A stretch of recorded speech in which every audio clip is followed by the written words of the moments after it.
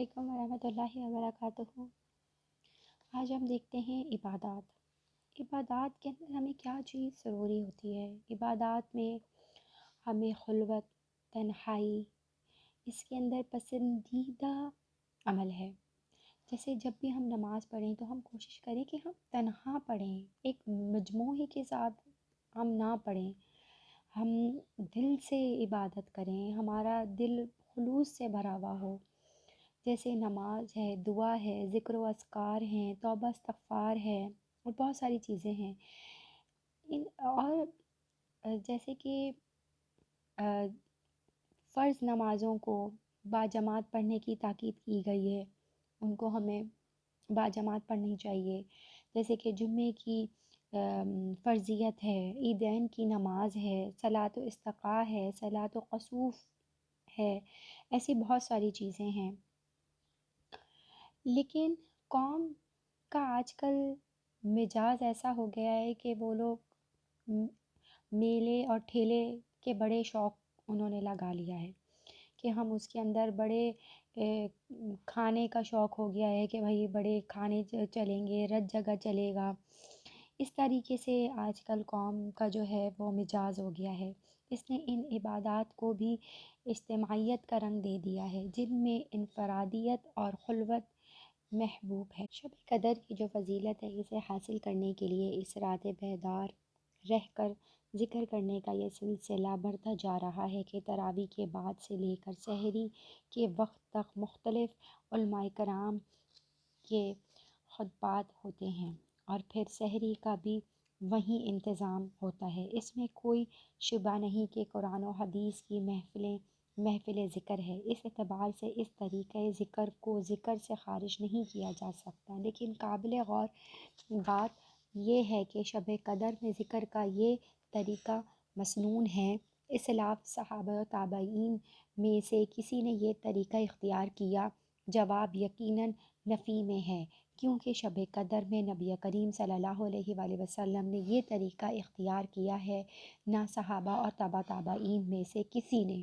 اس لیے شب قدر میں یکسو سے عبادت اور ذکر الہی کا طریقہ مستحسن اور پسندیدہ ہوگا، جو عہد رسالت صلی اللہ علیہ وآلہ وسلم کے سماعت خیر کے اندر ہے۔ اور وہ طریقہ کیا ہے؟ انفرادی طور پر شب بیداری اور پھر ذکر و عبادت، جس میں قیام اللیل، نفلی نماز، دعا ہے، توبہ استغفار، تلاوت قرآن پاک کی، یہ ساری چیزیں ہیں۔ اس کے لیے ضروری نہیں ہے کہ ساری رات بیدار رہا جائے، کیونکہ ایسا کرنا انسانی عادت کے خلاف ہے اور کسی انسان کے لیے سخت مشقت کے بغیر ایسا کرنا ممکن نہیں ہے۔ لا یکلف اللہ نفسا الا وسعہا، اللہ کسی نفس کو اس کی طاقت سے بڑھ کر بات کا مکلف نہیں ٹھہراتا۔ سورہ بقرہ کی آیت نمبر 286۔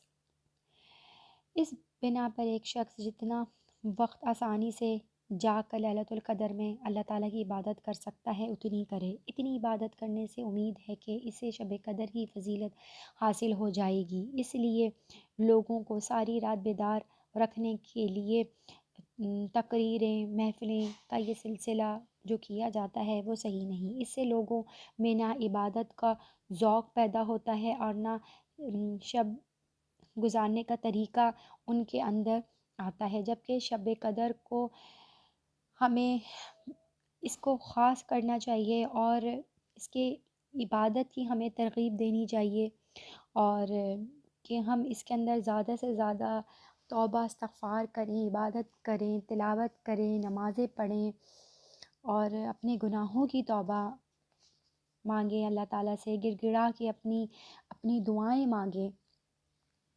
اور اسی طریقے سے ختم القرآن پر جس طریقے سے ہم شیرنی وغیرہ تقسیم کا جو ہم نے رواج چلایا ہوا ہے، حضرت عمر رضی اللہ تعالیٰ عنہ کے ایک قول سے ماخوذ ہے کہ انہوں نے ایک مرتبہ سورہ بقرہ کا اختتام پر خوشی اور شکرانے کے طور پر ایک اونٹنی ذبح کر کے تقسیم کی، لیکن اس موقع پر جو شور شرابہ اور غل غبارہ بعض مسجدوں میں دیکھنے میں آتا ہے، وہ مسجد کے آداب کے خلاف ہے۔ شیرنی کی تقسیم اس طرح کی جائے کہ کوئی بھی خرابی پیدا نہ ہو۔ اس طرح کسی مسجد میں شیرنی وغیرہ تقسیم نہ ہو تو اس پر ناک بھوک نہ چڑھائی جائے، کیونکہ شیرنی کی تقسیم فرض اور واجب نہیں، حتیٰ کہ سنت و مستحب بھی نہیں، بلکہ صرف جواز ہے، اس لیے اسے فرض اور واجب کا درجہ دے دینا غیر مستحب ہے۔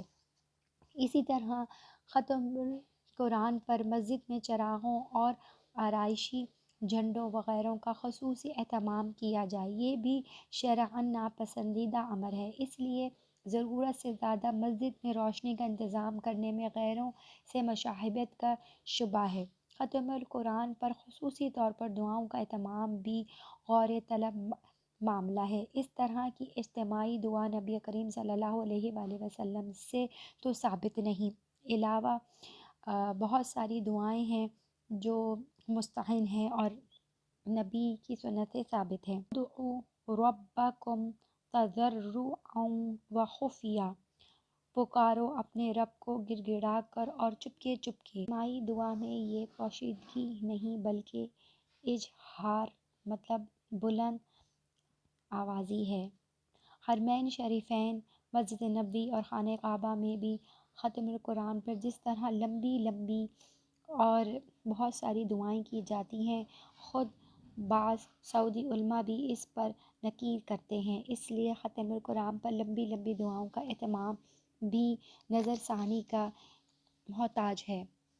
رمضان المبارک میں ایک اور رواج عام ہوتا جا رہا ہے، وہ یہ ہے کہ بڑی مساجد میں دعائے قنوت وتر کے ساتھ دعائے قنوت نازلہ بھی روزانہ پڑھائی جاتی ہے۔ حرمین شریفین، مسجد نبوی اور مسجد الحرمین میں بھی بالعموم ایسا ہوتا ہے۔ غالباً اس کی دیکھا دیکھی یہاں بھی بعض مسجد میں اس کا اہتمام ہونے لگا ہے، لیکن ظاہر بات ہے کہ یہ رواج بھی سلف صالحین کے طریقے سے خلاف ہے۔ محض حرمین میں اس کا ہونا اس کی جواز کی دلیل نہیں بنا سکتا، اس لیے کہ شرعی دلیل کی ضرورت ہے۔ احادیث میں فرض نمازوں میں تو دعائے قنوت نازلہ کا ثبوت موجود ہے۔ نبی کریم صلی اللہ علیہ وآلہ وسلم نے ایک موقع پر مسلسل 1 مہینے یا 5 نمازوں میں دعائے قنوت کا نازلہ پڑھی ہے، اس لیے فرض نمازوں میں تو اس کا جواز ملتا ہے، لیکن وتر میں اس کا جواز محل نظر ہے۔ اس بنا پر ہمارے خیال میں اس رجحان کی بھی حوصلہ شکنی ہونی چاہیے، نہ کہ حوصلہ افزائی۔ بعض لوگ اس کے لیے صحیح ابن خزیمہ کی ایک روایت سے استدلال کرتے ہیں، جس میں ہے کہ جب حضرت عمر رضی اللہ تعالیٰ عنہ کے حکم سے جماعت تراویح کا اہتمام شروع ہوا تو آخری نصف رمضان میں وہ قنوت نازلہ پڑھی تھے۔